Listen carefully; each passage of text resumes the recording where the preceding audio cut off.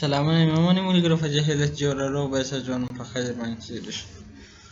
نننۍ ویډیو کې درته ښایم چې موږ تاسو څنګه کولی شو چې د کمپیوټر په واسطه یا د موبایل په واسطه د افغانستان د تعلیمي نصاب کتابونه پیدا کړو. نو زه راځم او هلته ورته لیکمه د افغانستان تعلیمي نصاب یا هم د افغانستان افغانستان تعلیمي نصاب پس ورکړو. د افغانستان تعلیمي نصاب یا هم د افغانستان د پوهنې وزارت. د دې په واسطه زه کولی شم چې د افغانستان د پوهنې وزارت مربوط د خپل کتابونه چې کوم پیدا کړم. دلته مختلفې برخې شته چې هغه برخې څخه هر یوه چې څه په کار وي هغه کولی شي چې انتخاب کړي. نو زما د نصاب کتابونه په کار دي، نو زه د نصاب کتابونه وهم یا هم کلیکوم. نو تاسو ته درښیي چې د هر نصاب یا هم د هر ټولګي کتابونه چې دي همدلته شته. نو هر ټولګي کتابونه چې غواړئ ډاونلوډ کړئ هغه ټولګي انتخابوئ او د هغه ټولګي کتابونه چې انتخابوئ.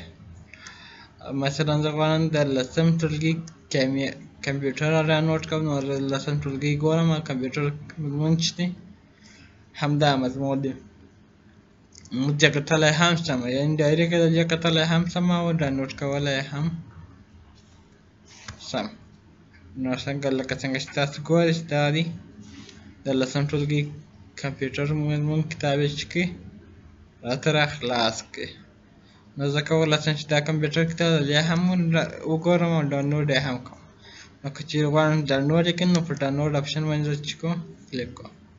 نو چې کله ډاونلوډ اپشن ووایي نو دلته چې دا فایل ووایي چېرته ته کښېږدم، زه ورته وایم پر سکرین یې راته کښېږده. زه یې په سکرین باندې ږدمه، بخښئ په ډاونلوډ کې یې راته کښېږده. نو زه ډاونلوډ په اپشن کې ږدمه، دی ورته ماته کتاب ډاونلوډوي او هلته چې کوي ماته ږدي.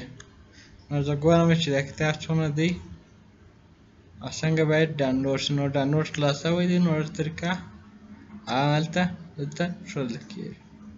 نو ویډیو تر همدغه ځایه پورې وه، تر بلې ویډیو بیا ښه وخت ولرئ. د خدای په امان.